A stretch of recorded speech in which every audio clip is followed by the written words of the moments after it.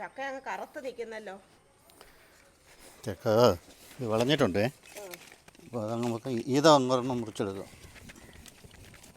നമ്മുടെ ഈ പ്രാവശ്യം ചക്കയൊക്കെ ചെറുതുമാ വളരെ കുറച്ചേ ഉണ്ടായിട്ടുള്ളൂ. ഇപ്രാവശ്യം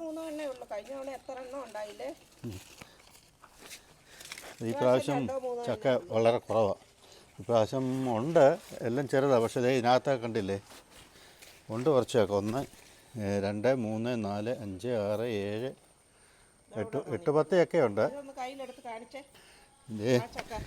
അതാ കേട്ടോ, അതാ ഇത് കണ്ടോ, കൂടുതൽ ചവണിയൊന്നുമില്ല, നല്ല ചുളയല്ലേ, കുഞ്ഞു ചക്കയാണെങ്കിൽ. ഇവിടെ എല്ലാം ഉണ്ട്. ഇത് ഉണങ്ങിപ്പോയതായിരുന്നു. അപ്പോൾ ഉണങ്ങിപ്പോയത് പിന്നെ ഞാൻ കിളിക്കിട്ടെന്ന് വിചാരിച്ച് 2 കമ്പ് വെച്ചത്. അതെ ഇതാകണ്ട. അപ്പോൾ ഞാൻ ആ തറയിൽ കിടക്കുന്നേ, അതിൻ്റെ കീഴിലൊരു പ്ലാസ്റ്റിക് വെക്കണമെന്ന് പറഞ്ഞേ. അപ്പോൾ ഞാനൊരു പ്ലാസ്റ്റിക് എടുത്തുകൊണ്ട് വന്നിട്ടുണ്ട്, അതൊന്ന് വെക്കട്ടെ.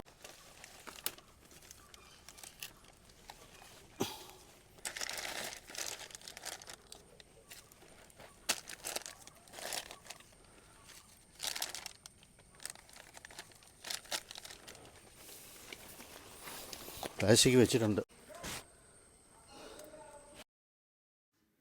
ഇപ്രാവശ്യം മക്കോട്ടെ നിറച്ച് കാ പിടിച്ചു. കഴിഞ്ഞ പ്രാവശ്യത്തിനെക്കാട്ടിലും കൂടുതലായി ഈ പ്രാവശ്യം. കഴിഞ്ഞ പ്രാവശ്യം ഒരുപാട് പേര് വന്ന് പറിച്ചുകൊണ്ടൊക്കെ പോകുമായിരുന്നു. ഇപ്രാവശ്യം ഇതുവരെയായിട്ടും ആരും വന്നിട്ടില്ല. മഴയൊക്കെ അല്ലായിരുന്നോ, അതിൻ്റെ ചുവട്ടിലും ഒക്കെ ഒരുപാട് വീണ് കിടപ്പുണ്ട്. ഞങ്ങൾ കുറേ ബക്കറ്റ് പറിച്ചു വെച്ചിട്ടുണ്ട്. ഷുഗറുകാർക്ക് നല്ലതാണെന്ന് പറയുന്നു. ഇതിട്ട് വെള്ളം തിളപ്പിച്ച് കുടിക്കുന്നത് നല്ലതാണ്.